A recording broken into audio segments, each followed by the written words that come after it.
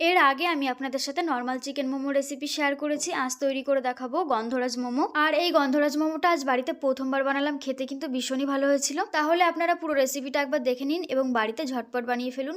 বানানো খুবই সহজ এবং খেতেও কিন্তু দারুণ হয়। প্রথমেই চিকেন ছোট ছোট করে কিমার মতো তৈরি করে নিয়েছি। চিকেনের মধ্যে দিয়ে দেবো পেঁয়াজ কুচি, রসুন কুচি, গ্রেট করে নেওয়া আদা, স্বাদ অনুসারে নুন, পরিমাণ মতো গোলমরিচ গুঁড়ো ও 1 চামচের মতো সাদা তেল। গন্ধরাজ মোমো বানাচ্ছি তাই আমাদের লাগবে একটা গন্ধরাজ লেবু। গন্ধরাজ লেবুর ওপরের গাটাকে একটা গ্রেটারের সাহায্যে গ্রেট করে দিয়ে দেবো। সাথে দিয়ে দেবো একটু গন্ধরাজ লেবুর রস। তারপর সবকিছুকে খুব ভালোভাবে একসাথে মাখিয়ে কিছুক্ষণ রেখে দেবো। এবার ময়দা মেখে নেবো। ময়দার মধ্যে দিয়ে দেবো স্বাদ অনুসারে নুন, পরিমাণ মতো একটু সাদা তেল। মোমোগুলো যেন একদম দোকানের মতো দেখতে হয় সেই জন্য খুব সামান্য গ্রিন ফুড কালার দিয়ে দিলাম। অল্প অল্প করে জল ব্যবহার করে ময়দা মেখে নিতে হবে। তারপর ময়দা থেকে ছোট ছোট করে লেচি কেটে বেলে নেবো এবং চিকেনের পুর দিয়ে মোমোর শেপে এগুলোকে মুড়ে নেবো। আর ফুড কালারটা এখানে ব্যবহার নাও করতে পারেন, এতে টেস্টের কোনো রকম পার্থক্য হয় না। এবার সবকটা মোমো একই রকম ভাবে তৈরি করে ভাপিয়ে নিলেই কিন্তু তৈরি আমাদের গন্ধরাজ মোমো।